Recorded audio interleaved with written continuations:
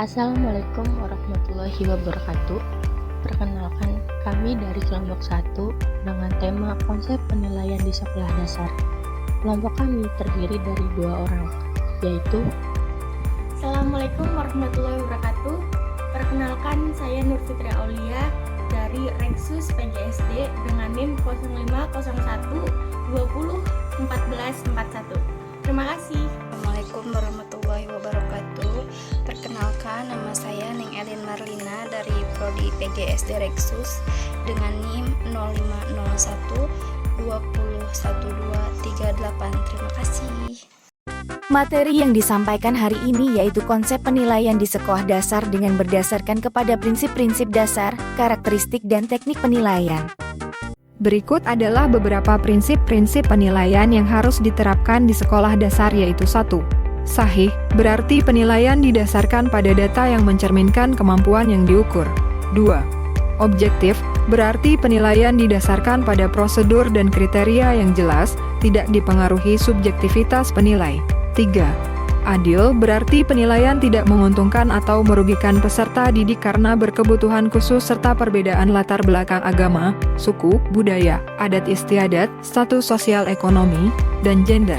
4. Terpadu, berarti penilaian oleh pendidik merupakan salah satu komponen yang tak terpisahkan dari kegiatan pembelajaran. 5. Terbuka, berarti prosedur penilaian, kriteria penilaian, dan dasar pengambilan keputusan dapat diketahui oleh pihak yang berkepentingan. 6. Menyeluruh dan berkesinambungan, berarti penilaian oleh pendidik mencakup semua aspek kompetensi dengan menggunakan berbagai teknik penilaian yang sesuai untuk memantau perkembangan kemampuan peserta didik. Sistematis, berarti penilaian dilakukan secara berencana dan bertahap dengan mengikuti langkah-langkah baku. Karakteristik penilaian yang efektif di sekolah dasar 1. Belajar tuntas. Ketuntasan belajar merupakan capaian minimal dari kompetensi setiap muatan pelajaran yang harus dikuasai peserta didik dalam kurun waktu belajar tertentu. 2. Otentik penilaian dilakukan untuk mengukur pencapaian kompetensi secara holistik. 3.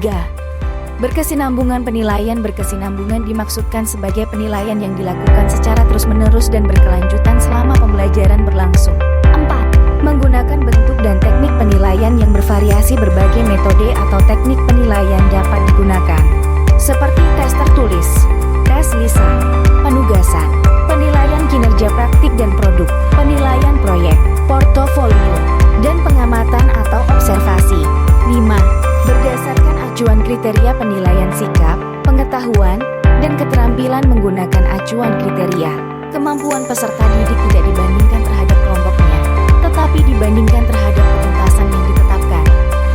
1. Tes adalah pemberian sejumlah pertanyaan yang jawabannya dapat benar atau salah.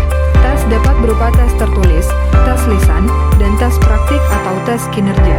2.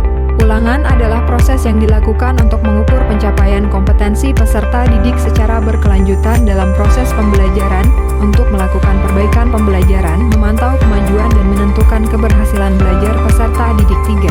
Observasi dilakukan melalui tugas praktik langsung, sedangkan penugasan dapat berbentuk tugas rumah dan atau proyek, produk dan portofolio. 4. Penugasan adalah pemberian tugas kepada peserta didik secara individu atau kelompok. 5. Portofolio adalah kumpulan dokumen dan karya-karya peserta didik dalam bidang-bidang tertentu dengan tujuan mengetahui minat, bakat dari peserta didik tersebut. 6. Proyek adalah tugas yang diberikan kepada peserta didik dalam kurun